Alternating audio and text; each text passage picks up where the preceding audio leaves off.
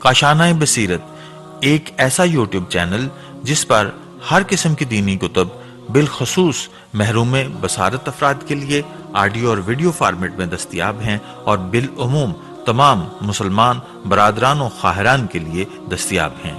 اس لیے آپ سے گزارش ہے کہ بیل آئیکن کو پریس کر کے ہمارے اس چینل کو ضرور سبسکرائب کیجیے تاکہ آئندہ آنے والی ہر کتاب آپ کو بر وقت ملتی رہے۔ کاشانۂ بصیرت، کاشانۂ بصیرت، کاشانۂ بصیرت، کاشانۂ بصیرت۔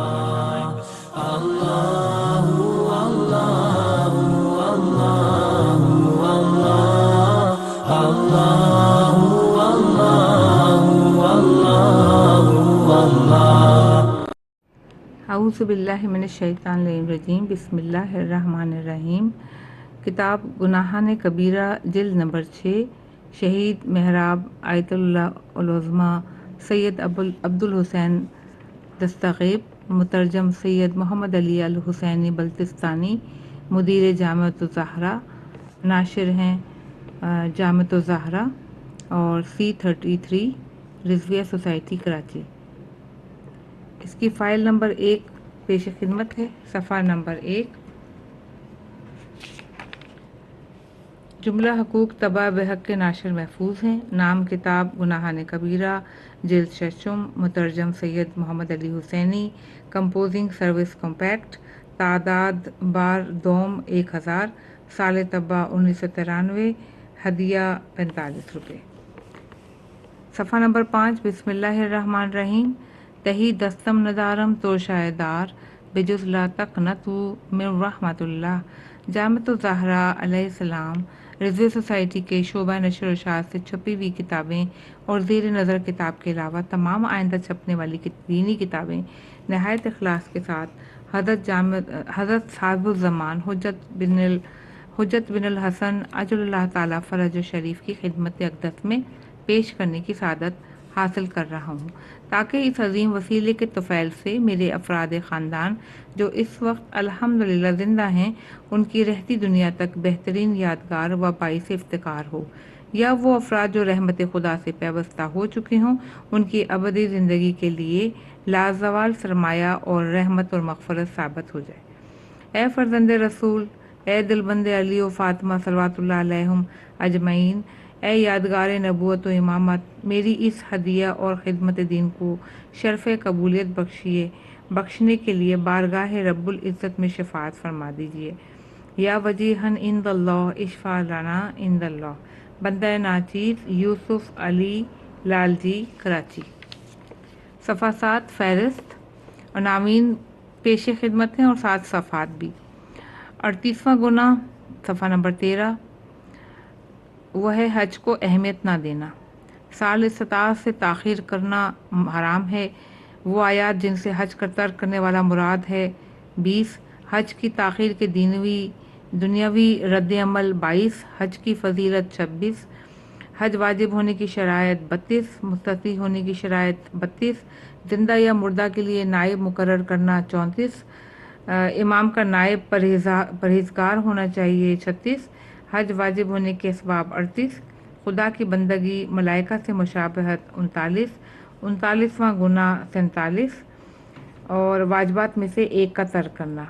فتنہ اور دردناک عذاب 51، واجبات کیا ہیں 53، رمضان کے مہینے کا روزہ 54، راہ خدا میں جہاد 55، امر بالمعروف و نہی عن المنکر 58، احادیث میں امر بالمعروف و نہی عن المنکر 62، امر بالمعروف اور نہی عن المنکر کی شرائط 66، وہم اور معمولی کی ضرر کا پرواہ نہ کرے 69، اہم کی نسبت ضرورت زیادہ اہم کی ترجیح دینی چاہیے 71، نہی عن المنکر کے مراتب 72، دل سے انکار یعنی نفرت 72، زبان سے انکار روکنا 74، ہاتھ سے انکار روکنا 75، زندوں کے درمیان ایک مردہ 76، تولا و تبرہ 77، اہل بیت علیہ السلام کے حق سے انکار کرنا 81، 40واں گناہ کبیرہ 85، چھوٹے گناہوں پر اصرار، مغفرت کے لیے شرط ہے کہ گناہ بار بار نہ کیا جائے 88، سب سے بڑا گناہ 90، गुनाह पर इसरार से क्या मुराद है? 91। गुनाह को छोटा समझना 96। गुनाह पर खुश होना 98। गुनाह को आश्कार करना 100। इंसान की माशरती हैसियत और गुनाह 101। ज़िलतुल आलम तुफसिदुल अवालिम 102। आसार वाक़तन गुनाह कबीरा का हुक्म रखता है। 103 इसरार की तयन और फन होने चाहिए। 104 अलजनफ फिल वसिया। 105 फ़कीर वारिस का ख्याल रखना लाजिम है। 105 वारिस दूसरों पर मुकद्दम है। 107 शरीयत के मुताबिक तरके की तकसीम। 108 दूसरा बाब। 110 41वां गुनाह कबीरा। 115 गीबत। गीबत और रवायात अहले बैत अलैहिस्सलाम 120। गीबत के मायने और उसके मौक़े 126। गीबत की अक़साम 129। मुय्यन शख्स या गैर मुय्यन अशख़ास की गीबत 131। गीबत का कफ़ारा और उसकी तौबा 132। वो मौक़े जहाँ गीबत करना जायज़ है 133। गीबत सुनना भी हराम है 140। दो रुख और दो ज़बान 144। 42वां गुनाह कबीरा 146। 42 चुगलखोरी की वजह से बारिश नहीं बरसती 149। चुगलखोरी के मायने 154। 43वां गुनाह है 159। मोमिन की बेइज्जती करना। मोमिन अजीज़ और मोहतरम होता है 161। मजाक उड़ाना 164। आज मोमिनीन काफरों पे हंसेंगे 167। शायद वो लोग बेहतर हों 167। गाली और ताना 170। बदतरीन तरीके से मरना 172। कभी मजलूम भी जालिम बन जाता है 172। गाली देने में हद से तजावज़ करना 173। बद ज़बान पर जन्नत हराम है 174। किसी को भी गाली देना 177। जवाब में गाली का हराम होना 177। मोमिन को हकीर और जलील करना 179। मोमिन को मलामत करना और रुस्वा करना 181। शेर या नसर में मोमिन की मजम्मत करना 186। मोमिन को अजियत पहुंचाना 187। हमसाया को अजियत देने की सज़ा सख्त होती है 189। हमसाये के हकूक़ 193। शरीक हयात को सताना 194। फ़कीर को सताना 195। 44वां गुनाह कबीरा 197। मकरो फ़रेब और अहद शिकनी। मकरो गदर और खज़ा का मायने 200। खुदा से धोखा चालबाजी 201। रूहानी मरातब का दावा 202। बुजुर्गान दीन से धोखाबाजी 203। खुदा के बंदों से धोखाबाजी 203। दो रुखी और दो ज़ुबानी 205। करदा ख्वेश आयत पेश 206। दो रुई और दो ज़बानी से क्या मुराद है 209। मिलावट भी लोगों के साथ धोखा है 210। महंगा बेचना भी धोखा है 212। 45वां गुनाह कबीरा 213 सफ़े पर एहतकार यानी अशाए खुर्दनी की ज़ख़ीरा अंदूज़ी और गुजारिश। बिस्मिल्लाहिर्रहमानिर्रहीम। 38वां गुनाह है हज को अहमियत न देना। कबीरा गुनाहों में से 38वां गुनाह हज को हकीर समझना और उसे अहमियत ना देना है। चुनांचे आमिश ने इमाम सादिक अलैहिस्सलाम से और फ़ज़ल बिन शाज़िल ने इमाम रज़ा अलैहिस्सलाम से जो रिवायत नकल की है उसमें उसके गुनाह कबीरा होने के बारे में तस्रीह की गई है। और चूँकि हज के वजूब भी नमाज की तरह इस्लाम के ज़रूरी अहकाम में से है, इसलिए जो शख्स हज की अहमियत और ज़रूरी होने से इनकार करते हुए उसे तर्क कर दे वो ज़ाहिरी और बातनी दोनों लिहाज से काफिर है। और जो उस पर अकीदा रखते हुए उसके बजा लाने में कोताही करे और उसे अहमियत ना दे और दुनियावी मसरूफियात की बिना पर उसे तर्क करे और तो ऐसे बड़े वाजिब हुक्म खुदा की अमली तौहीन करना है कि जिसके बारे में इस कदर ताकीद की गई है कि गुनाह कबीरा करार दे दिया गया। साले इस्तिताअत से ताख़िर करना हराम है। ना सिर्फ बतौर कुल्ली हज का तर्क करना गुनाह कबीरा है, बल्कि इस्तिताअत वाले साल से ताख़ीर करना भी गुनाह कबीरा है, ख्वाह इसके 1 साल के बाद ही क्यों ना बजा लाए, क्योंकि हज उन वाजिबात में से है जिन्हें फ़ौरन बजा लाना चाहिए। यानी जो शख्स हज के ज़माने में इस्तिताअत रखता हो उसे उसी साल हज बजा लाना चाहिए और दूसरे साल तक ताख़ीर करना हराम है। महक़क़ुल शराए अल इस्लाम में फरमाते हैं इस्तिताअत वाले साल से ताख़ीर करना हलाक करने वाला गुनाह कबीरा है। और शहीद सानी ने मसलक में फरमाया है कि इस मसले में उलमाए امامیہ کے درمیان کوئی اختلاف نہیں ہے اور کتاب و سنت میں بہت سے دلائل موجود ہیں جن سے ثابت ہوتا ہے کہ استطاعت والے سال سے حج میں تاخیر کرنا گناہ کبیرہ ہے۔ ظاہر ہے کہ حج میں تاخیر کرنا ایک لحاظ سے عملاً اس کو اہمیت نہ دینا ہے۔ اس کے کبیرہ ہونے کے لیے یہی کافی کہ خدا نے قرآن مجید میں ترک حج کرنے کو کفر سے تعبیر کیا ہے، یعنی حج کا ترک کرنا خدا سے انکار اور شرک کرنے کے مترادف ہے۔ جس طرح سے شرک اور کفر معافی کے قابل نہیں گناہ ہے، بالکل اسی طرح حج کا ترک کرنا بھی قابل معافی نہیں ہے۔ خداوند عالم قرآن مجید میں فرماتا ہے، سورہ آل عمران آیت نمبر 96-97، کہ جو شخص مکہ معظمہ پہنچنے کی قدرت رکھتا ہو اس پر حج اور خانہ خدا کی زیارت واجب ہے، اور جو اسے ترک کرے وہ کافر ہو جائے گا اور خسارے میں رہے گا، کیونکہ خدا تو دنیا والوں سے بے نیاز ہے۔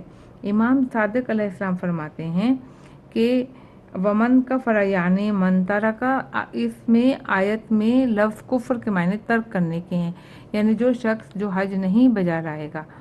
علی بن جعفر علیہ السلام نے اپنی صحیح میں یہ روایت نقل کی ہے کہ میرے بھائی حضرت امام موسیٰ بن جعفر علیہ السلام فرماتے ہیں کہ بے شک خدا نے مستطیع لوگوں پر حج واجب فرمایا، یعنی بدلے کے طور پر اگر استطاعت کے سال میں حج بجا نہیں لائیں گے تو آخری عمر تک ہر سال ان پر وہ حج واجب ہوتا رہے گا۔ اس جملے کی تشریح میں دوسری وجوہات بھی بیان کی گئی ہیں کہ جن کے لیے رسالہ عروۃ الوثقیٰ کی طرف رجوع کیا جا سکتا ہے۔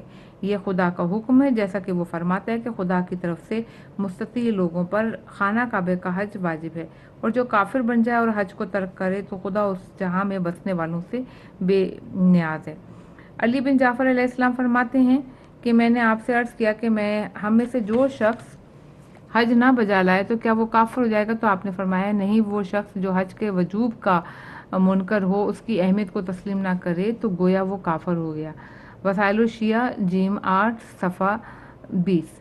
زرعی محاربی نے اپنے صحیح میں امام جعفر صادق علیہ السلام سے یہ روایت نقل کی ہے کہ آپ نے فرمایا کہ جو شخص اس حالت میں مر جائے کہ اس نے حج واجب ادا نہ کیا ہو جبکہ حج کی ادائیگی میں اس کے لیے کوئی رکاوٹ نہیں تھی، یعنی اسے کوئی ضرورت یا پریشانی لاحق نہیں تھی، نہ ہی وہ مریض تھا، نہ ہی کوئی طاقتور شخص اس کی راہ میں رکاوٹ تھا، تو خدا اسے قیامت کے دن یہودی یا نصرانی محشور کرے گا۔ اس کے علاوہ یہ روایت بھی ہے کہ وسائل الشیعہ جیم 8 اور صفحہ نمبر 21، آپ نے فرمایا جس شخص نے جان بوجھ کر حج بجا لانے میں تاخیر کی یہاں تک کہ وہ مر جائے، اللہ تعالیٰ قیامت کے دن اس کو یہودی یا نصارہ کی صورت میں اٹھائے گا۔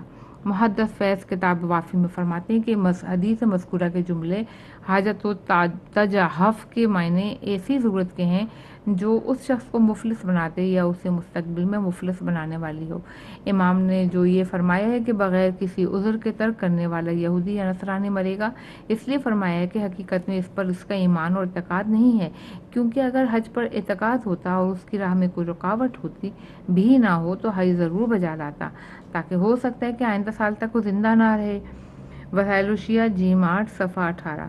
اسحاق بن عمار کہتے ہیں کہ میں نے حضرت امام جعفر صادق علیہ السلام کو یہ فرماتے ہوئے سنا ہے کہ جو شخص سالم اور مالدار ہونے کے باوجود مر جاتا ہے، یعنی وہ حج کر سکتا تھا مگر بجا نہیں لایا، تو وہ اس شخص کے مانند ہے جس کے لیے خدا فرماتا ہے کہ اسے ہم قیامت میں اندھا محشور کریں گے۔ اسحاق نے تعجب سے پوچھا کہ کیا ایسا شخص قیامت میں اندھا اٹھے گا؟ تو آپ نے فرمایا کہ ہاں، اسے بہشت کے راستے دیکھنے سے اندھا کر دیتا ہے۔ وسائل الشیعہ جیم 8 صفحہ 18۔ محمد بن فضیل کہتے ہیں کہ میں نے امام موسیٰ بن جعفر علیہ السلام سے پوچھا کہ اس آیت کا کیا معنی ہے کہ من کان فی ھذہ اعمی فہو فی الآخرہ اعمی واضل سبیلا، جو شخص اس دنیا میں اندھا ہوگا وہ آخرت میں بھی اندھا اور زیادہ گمراہ ہوگا۔ امام علیہ السلام نے فرمایا یہ وہ شخص ہے جو حج کو ایسی صورت میں بھی مؤخر کرتا ہے جبکہ اس کے پاس حج کرنے کے لیے مال خرچ موجود ہے، لیکن وہ کہتا رہتا ہے کہ آئندہ سال کر لوں گا، یہاں تک کہ حج کرنے سے پہلے مر جاتا ہے۔ وسائل الشیعہ جلد 8 صفحہ 18۔ وہ آیات کے جن سے حج ترک کرنے والا مراد ہے، صفحہ نمبر 20۔ سورہ منافقون میں خداوند عالم فرماتے ہیں کہ آیت نمبر 10 سے 11 کہ ہم نے جو کچھ تمہیں دیا اسے خدا کی راہ میں خرچ کرو اس سے پہلے کہ تم میں سے کسی کو موت آ جائے۔ وہ کہنے لگے اے پروردگار، تو میری موت میں تاخیر کیوں نہ کی، مجھے کچھ اور مہلت کیوں نہ دی جو میں اس وقت میں صدقہ دیتا، یعنی زکوٰۃ اور دوسرے واجب حقوق ادا کر دیتا اور نیک کام حج کرنے والوں میں سے ہو جاتا۔ لیکن جب کسی شخص کی موت کا وقت آ جاتا ہے تو خدا اس کی موت میں تاخیر نہیں کرتا، خدا تمہارے کردار سے باخبر ہے۔ قال علیہ السلام فقیہ جیم 2 صفحہ 220۔ اس کے بعد امام موسیٰ بن جعفر علیہ السلام نے فرمایا فصدق سے مراد واجب صدقہ ہے اور اکن من الصالحین سے مراد حج کرنا ہے۔ اس کے علاوہ اس آیت میں بھی ہے سورہ کہف کی آیت نمبر 103-104 میں کہ کہہ دو کیا ہم تمہیں آگاہ کر دیں کہ سب سے زیادہ خسارے میں وہ لوگ ہیں جو دنیا میں گمراہی میں دوڑتے ہیں اور سمجھتے ہیں کہ نیکوکار ہیں۔ امام موسیٰ بن جعفر علیہ السلام نے فرمایا اس آیت سے وہ لوگ مراد ہیں جو فریضہ حج کی ادائیگی میں غفلت برتتے ہیں، اس میں تاخیر کرتے ہیں اور ہر سال کہتے ہیں کہ آئندہ سال کریں گے۔ ایسی روایات کہ جن میں تاخیر اور حج ترک کرنے کو گناہ کبیرہ بتایا ہو بہت ہیں، لیکن یہاں صرف اتنی مقدار کافی ہے۔ صفحہ نمبر 22 حج میں تاخیر کے دنیاوی رد عمل۔ یہ جاننا چاہیے کہ حج ترک کرنے کے کچھ دنیاوی نتائج ہوتے ہیں کہ جن کا احادیث میں ذکر کیا گیا ہے۔ ان میں ایک چیز کا حصول میں ناکامی ہے جس کے خاطر حج ترک کیا جاتا ہے۔ فقیہ جلد 1 صفحہ 220۔ جناب امام باقر علیہ السلام فرماتے ہیں اگر کوئی شخص کسی چیز کے حصول یا کسی دنیاوی کام کی وجہ سے حج ترک کرے گا تو پس وہ دیکھ لے گا کہ لوگ حج کر کے واپس بھی آگے، لیکن نہ اس کا کام پورا ہوا نہ ہی اس کا مقصد حاصل ہوا۔ حج کا ترک کرنا مفلسی کا سبب بنتا ہے، جیسے کہ رسول خدا صلی اللہ علیہ وسلم نے غدیر خطبہ قوم کے خطبے میں فرمایا تھا اے جہاز تبرستی کہ اے لوگوں خانہ خدا کا حج کرو۔ جو گھرانے حج بجا لاتے ہیں وہ امیر بن جاتے ہیں اور جو گھرانے حج کو ترک کرتے ہیں وہ مفلس ہو جائیں گے۔ چنانچہ حج انسان کی تمنگری کا باعث بنتا ہے۔ جیسا کہ ارشاد ہے کہ احتجاج تبرسی میں کہ اے لوگ حج کرنے والوں کی خدا مدد کرتا ہے اور جو کچھ وہ خرچ کرتے ہیں اس کا اجر اسی دنیا میں انہیں مل جاتا ہے اور خدا آخرت میں نیک لوگوں کا اجر ضائع نہیں کرتا۔ امام باقر علیہ السلام فرماتے ہیں مستدرک باب 24 حدیث 31 میں 3 چیزوں کا ثواب آخرت کے علاوہ اس دنیا میں بھی ملتا ہے: حج جس سے مفلسی کا خاتمہ ہوتا ہے، صدقہ جس سے بلائیں دور ہوتی ہیں، اور نیکی اور احسان جس سے عمر دراز ہوتی ہے۔ امام صادق علیہ السلام فرماتے ہیں لو ترک الناس الحج لما نوذر والعذاب او قال علیہ السلام انزل علیہم العذاب۔ کافی جلد 4 صفحہ 271۔ اگر لوگ حج ترک کرتے تو ان پر عذاب نازل ہونے میں دیر نہیں لگے گی، یا یوں فرمایا ان پر عذاب نازل ہو جائے گا۔ سماع کہتے ہیں کہ امام صادق علیہ السلام نے مجھ سے پوچھا کیا بات ہے تم اس سال حج پر نہیں گئے؟ میں نے کہا میں نے کچھ لوگوں کے ساتھ معاملہ کیا ہے، اس کے علاوہ کچھ دوسری مصروفیات بھی تھیں۔ امید ہے کہ جن کاموں کی وجہ سے میں حج پہ نہیں جا سکا وہ میرے حق میں بہتر ہوں گے۔ آپ نے فرمایا خدا کی قسم خدا نے ان کاموں میں کوئی بھلائی نہیں رکھی جو تمہارے حج کی راہ میں رکاوٹ بنتے ہیں۔ ہر شخص اپنے کیے ہوئے گناہ کے باعث حج سے محروم رہتا ہے۔ کافی جلد نمبر 2 صفحہ نمبر 271۔ اسحاق بن عمار نے امام جعفر صادق علیہ السلام سے عرض کیا کہ ایک شخص نے حج پر جانے کے لیے مجھ سے مشورہ کیا اور چونکہ اس شخص کی حالت ضعیف تھی، یعنی جسمانی اور مالی لحاظ سے کمزور تھا، تو میں نے اس پہ حج پہ جانے سے منع کر دیا۔ امام علیہ السلام نے فرمایا اس شخص کو حج پہ جانے سے روکنے کے باعث تم اس بات کے سزاوار ہو کہ 1 سال تک کے لیے کسی مرض میں مبتلا ہو جاؤ۔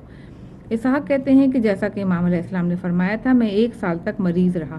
اس حدیث سے معلوم ہوتا ہے کہ کسی بھی شخص کو کسی نیک کام خصوصاً حج سے کرنے سے نہیں روکنا چاہیے۔ اگر کوئی ایسا کرے گا تو گویا اس نے صد عن سبیل اللہ خدائی راستہ کو بند کر دیا، بلکہ اسے چاہیے کہ نیکی میں جلدی کرنے کا جذبہ پیدا کرے کہ کہیں ایسا نہ ہو کہ اس سے یہ کام رہ جائے۔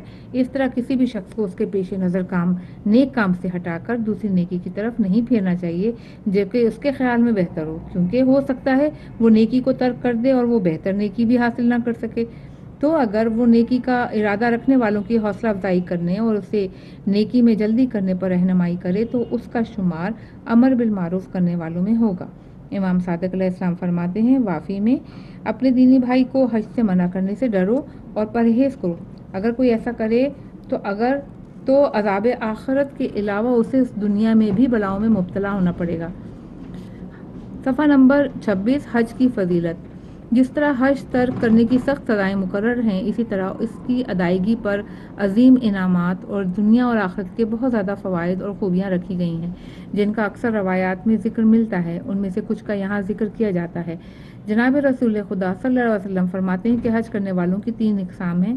پہلی قسم وہ ہے جس میں شامل لوگوں کا حصہ دوسروں سے زیادہ ہے اور وہ یہ ہے کہ ان کے اگلے پچھلے گناہ بخش دیے جائیں۔ اور خدا انہیں عذاب قبر سے محفوظ رکھے گا۔ دوسری قسم وہ لوگ ہیں جن کے صرف پچھلے گناہ بخشے جائیں گے۔ تیسرے قسم میں وہ ہیں کہ جن کا مال اور اولاد اس وقت تک خدا کی حفاظت میں رہیں گے کہ جب تک وہ حج سے واپس نہ آ جائے۔ ایک اور حدیث میں ہے کہ اس قسم میں ایسا شخص شامل ہوگا جو حج کے قبول ہونے کی شرائط نہ ہونے کے باعث آخرت کا ثواب نہیں پا سکے گا اور صرف حج سے واپس آنے تک اس کے اہل و عیال محفوظ ہوں گے۔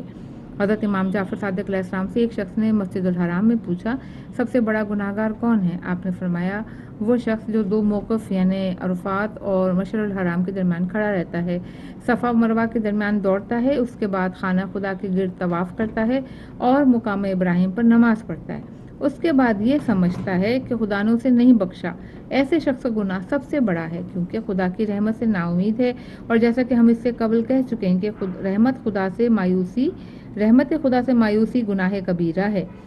امام جعفر صادق علیہ السلام اپنے آباء و اجداد سے روایت کرتے ہیں کہ ایک اعرابی رسول خدا صلی اللہ علیہ وسلم کی خدمت میں حاضر ہوا اور کہنے لگا کہ یہ واقعہ تہذیب جیم 5 صفحہ 19 میں درج ہے کہ امام جعفر صادق علیہ السلام اپنے آباء و اجداد سے روایت کرتے ہیں کہ ایک اعرابی رسول خدا صلی اللہ علیہ وسلم کی خدمت میں حاضر ہوا اور عرض کیا کہ اے رسول خدا صلی اللہ علیہ وسلم، میں حج کے لیے روانہ ہوا لیکن نہیں پہنچ پایا، حالانکہ میں دولت مند ہوں، حکم کیجئے کہ میں کتنا مال خرچ کروں کہ حج کا ثواب حاصل ہو جائے۔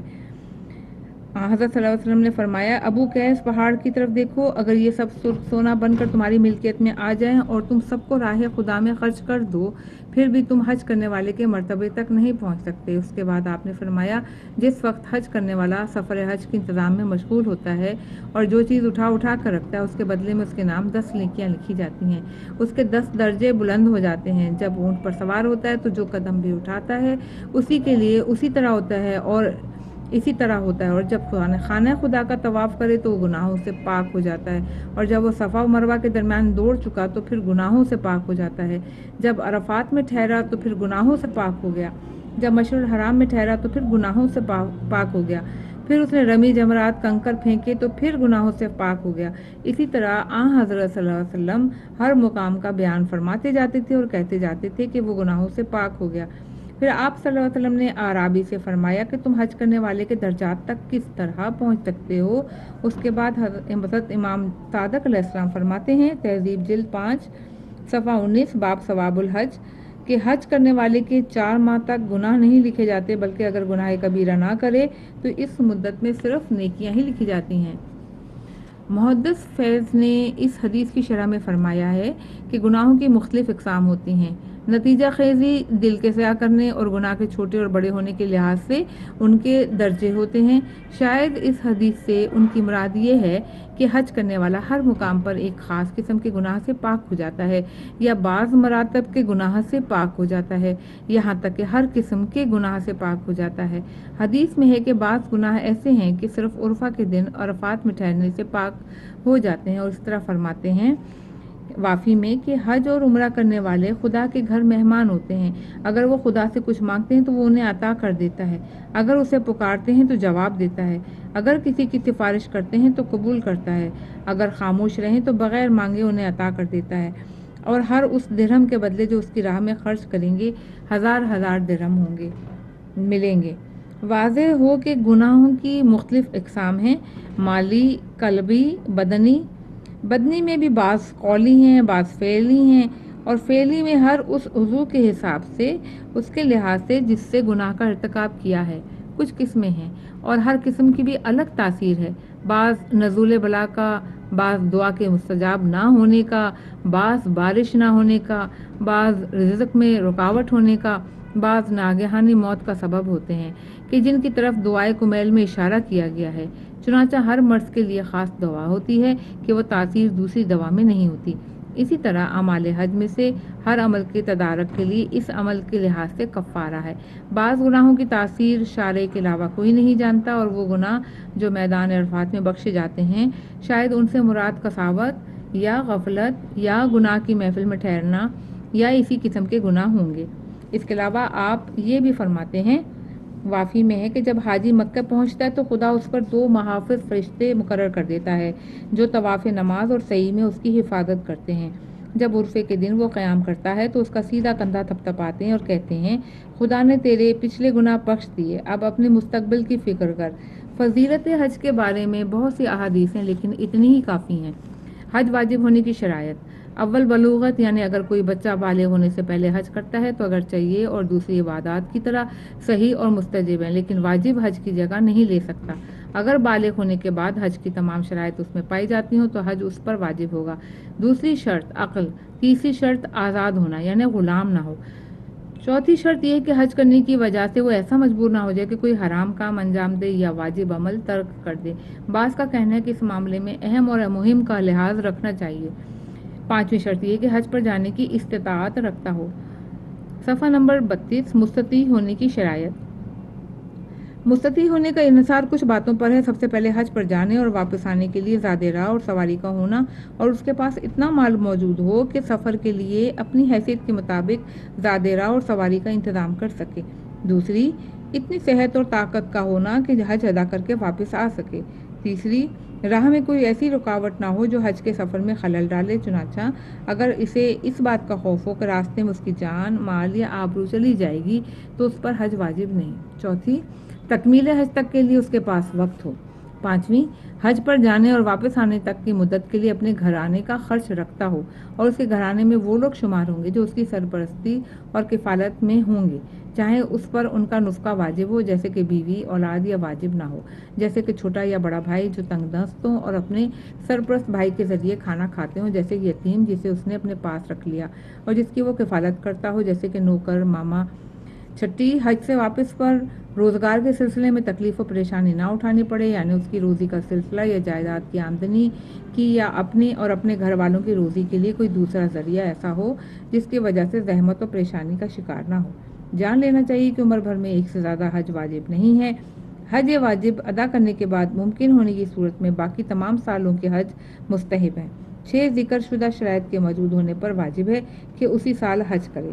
واجب حج کو آئندہ سال تک تاخیر کرنا حرام اور گناہ کبیرہ ہے، جیسا کہ بیان کیا جا چکا ہے کہ غفلت کی بنا پر اس سال حج نہیں کیا تو واجب ہو جاتا ہے کہ اگلے سال ادا کرے، چاہے استطاعت نہ بھی رکھتا ہو، مصیبت و پریشانی بھی لاحق ہو۔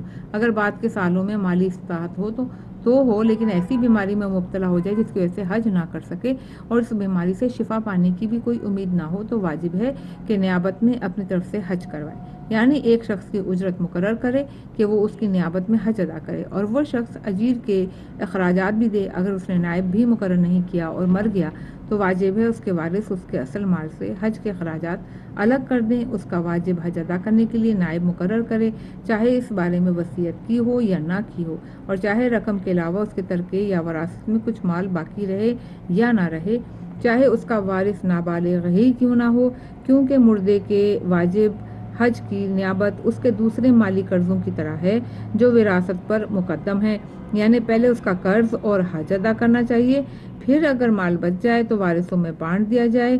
اس صورت میں جبکہ مرنے والے نے حج کی وصیت کی ہو، اس کے حج کے اخراجات اس کے 1/3 مال سے محسوب کرنا چاہیے۔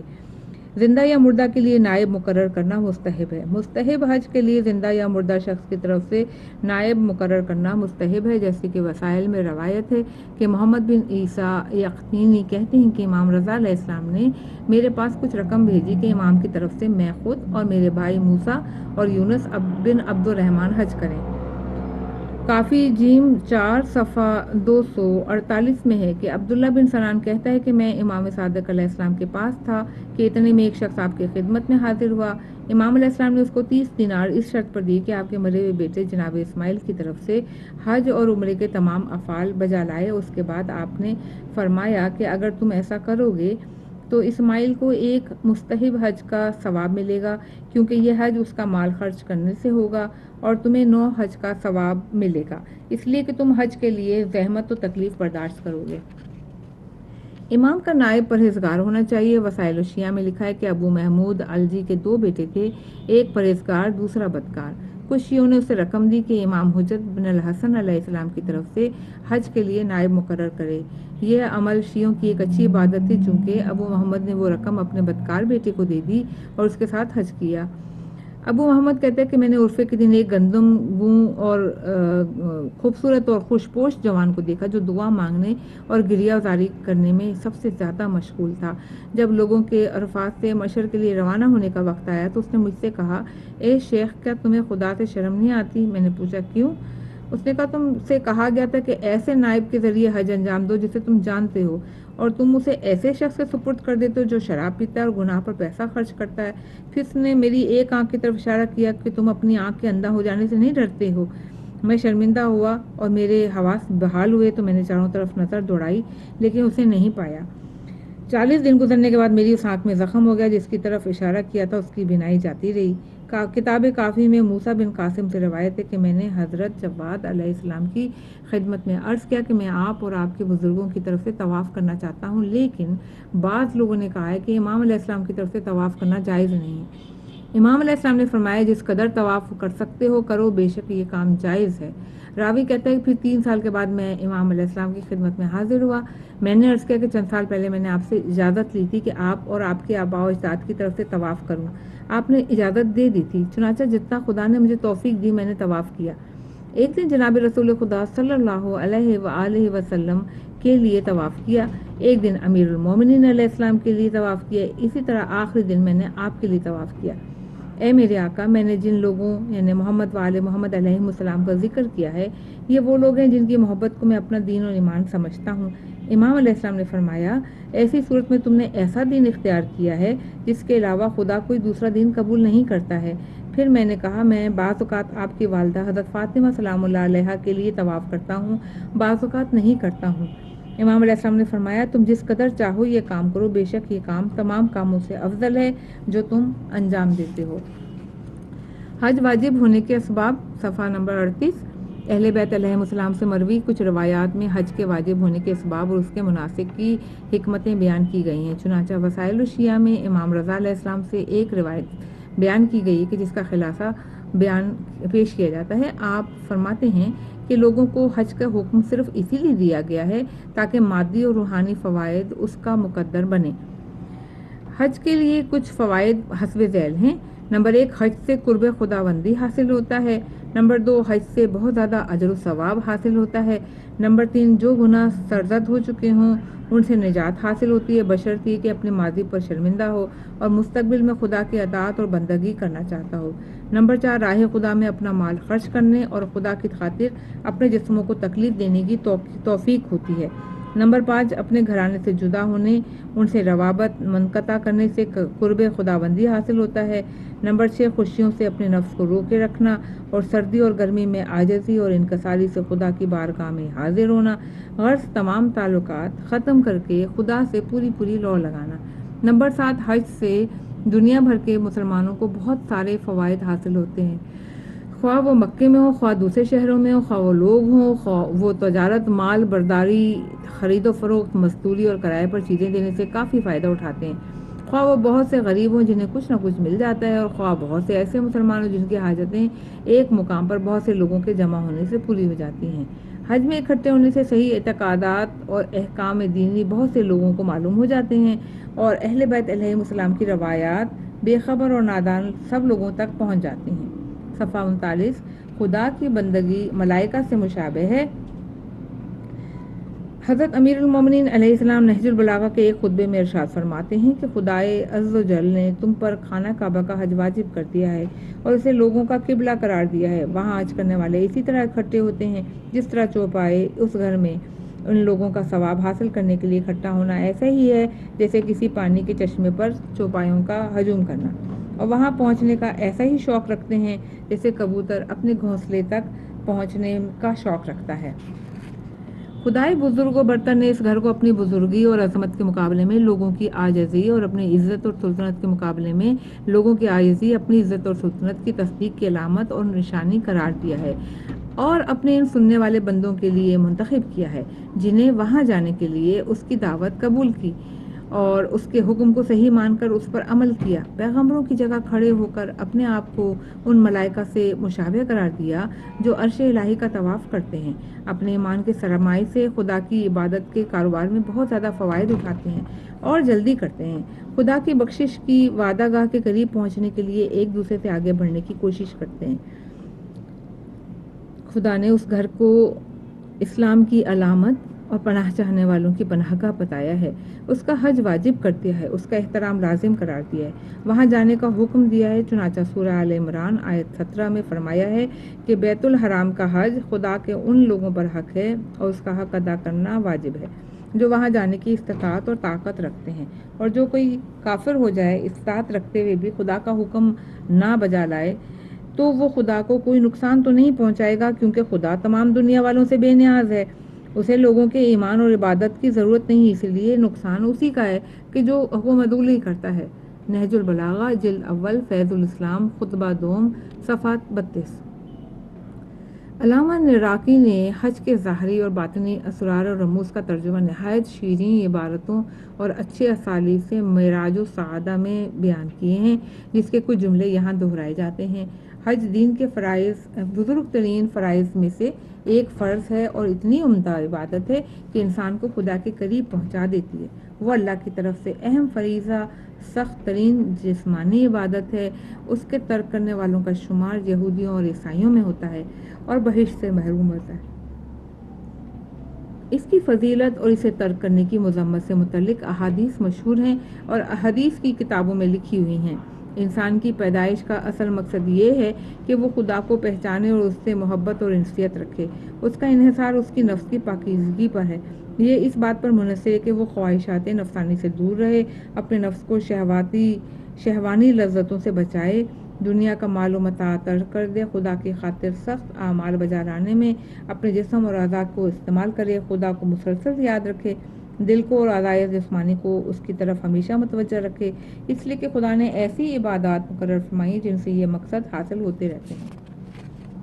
چنانچہ بعض عبادات خدا کی راہ میں مال خرچ کرنے سے متعلق ہیں، جس سے دل کو دنیا کے مال و دولت کی محبت سے دور کر دیتا ہے، مثلا زکوٰۃ، خمس و صدقات وغیرہ۔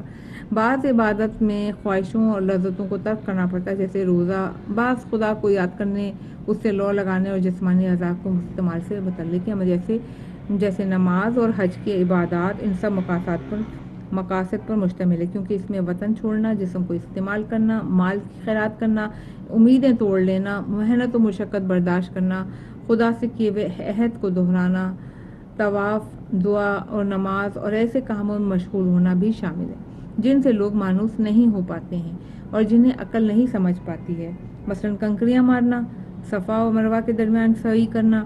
اس طرح کے اعمال سے انتہائی بندگی اور ذلت اور بے مائگی ظاہر ہوتی ہے، کیونکہ تمام عبادات ایسے اعمال ہیں جن کے اسباب و علل بہت سی عقلیں سمجھ لیتی ہیں، اس لیے طبیعتوں کو ان سے انسیت اور نفس کو ان سے لگاؤ پیدا ہو جاتا ہے۔ لیکن حج کے کچھ اعمال ایسے بھی ہوتے ہیں کہ ہم جیسوں کی عقل ان کی گہرائی تک نہیں پہنچ پاتی ہے، چنانچہ ان کے اسباب اور علل سے قطع نظر انہیں اپنی خدا کی بندگی اور اس کے حکم کی بجا آوری ہی کے لیے انجام دیتے ہیں، اور ایسے ہی اعمال سے بندگی کا اظہار ہوتا ہے، کیونکہ حقیقی بندگی اسی عمل میں ہوتی ہے جس کا مقصد اپنے خدا کی اطاعت کے علاوہ اور کچھ نہ ہو۔ یہی وجہ تھی کہ جو رسول خدا صلی اللہ علیہ وسلم نے حج کے بارے میں فرمایا، یعنی اے خدا، میں نے تجھے خالص بندگی اور اطاعت سے حج کر کے جواب دیا ہے، لبیک بحجۃ حقا تعبد و رکن۔ اور دوسری عبادات میں ایسا نہیں فرمایا، اس لیے ایسی عبادت کے جس کی تہہ تک کسی کی عقل نہ پہنچے، صرف اس کی خوشنودی کے خاطر انجام دے تو بندگی ظاہر کرنے میں زیادہ کامل ہے۔ اب جو لوگ ان عجیب کاموں پر تعجب کا اظہار کرتے ہیں، وہ عبودیت اور بندگی کے اسرار کو نہیں جانتے اور نہ جانتے ہوئے ان احکام کی تعمیل کرنا حج کی خصوصیات میں سے ایک ہے۔ حج کے ہر عمل میں آخرت کی کسی نہ کسی کیفیت کا نمونہ ہوتا ہے یا اس کا کوئی سبب ہوتا ہے، جیسے کہ اس کا ذکر کیا جائے گا۔ اس کے علاوہ حج کی عبادت کے لیے ضروری ہے کہ دنیا والے ایک ایسی جگہ جمع ہوں کہ جہاں وحی لانے والے ملائکہ آتے جاتے رہتے ہوں، رسول اللہ صلی اللہ علیہ وسلم کی خدمت میں پہنچے ہوں، اور آپ سے بھی پہلے اس جگہ خدا کے خلیل حضرت ابراہیم علیہ السلام کا گھر تھا، وہاں ان کے لیے ملائکہ کا نزول ہوتا رہا ہے۔ بلکہ وہ مقام ایسی پاک زمین ہے جہاں آدم علیہ السلام سے خاتم النبیین علیہ السلام تک بڑے بڑے انبیاء مسلسل ٹھہرتے رہے، ہمیشہ وہی نازل ہوتی رہی اور کروبی فرشتے اترتے رہے ہیں۔ اس جگہ سید الانبیاء صلی اللہ علیہ وسلم کی ولادت ہوئی اور آپ کے اور تمام انبیاء کے مبارک قدم اکثر اس زمین پر پڑتے رہے ہیں، اور خدا نے اسے بیتی یعنی اپنا گھر کہا، اپنے بندوں کی عبادت کے مقصد کے لیے بنایا، اپنے گھر کے اطراف کو حرم گاہ قرار دیا، عرفات کو اپنے گھر کے متصل میدان قرار دیا، اپنے گھر کے احترام اور عزت کے لیے اس جگہ جانداروں کو تنگ کرنا اور درختوں کو اور گھاس وغیرہ کو اکھاڑنا حرام قرار دیا، اسے بادشاہوں کی حکمرانی کی طرح خاص اور اہم مقام قرار دیا جس کی زیارت کے لیے لوگ طویل سفر طے کر کے دور دراز کے مقامات سے بکھرے ہوئے بالوں اور گرد و غبار سے اٹے ہوئے چہروں اور جسموں کے ساتھ وہاں آئیں تاکہ اس گھر کے مالک کے آگے جھکیں اور زبان سے اقرار کریں کہ زمان و مکان سے بالاتر اور پاک و پاکیزہ ہے۔ اس میں کوئی شک نہیں کہ ایسے محترم مقام پر جمع ہونے سے محبت اور اخوت پیدا ہوتی ہے اور دنیا بھر سے حج کے لیے آنے والے اچھے لوگوں سے ملاقات ہوتی ہے اور محبت قائم ہوتی ہے، لوگوں کی دعائیں جلد مستجاب ہوتی ہیں اور رسول خدا صلی اللہ علیہ وسلم ان کی عظمت اور بزرگی دین الہی کے رائج کرنے اور احکامات خداوندی کے پھیلانے میں ان کی تمام کوششیں اور زحمتیں یاد آ جاتی ہیں۔ یہ تمام باتیں مل کر نفس کو پاک اور پاکیزہ بنا دیتی ہیں اور حاضرین حرم خدا کے دل میں رغبت پیدا ہوتی ہے اور شان و شوکت اسلام اور بانیان اسلام کی عظمتوں کا مظاہرہ ہوتا ہے۔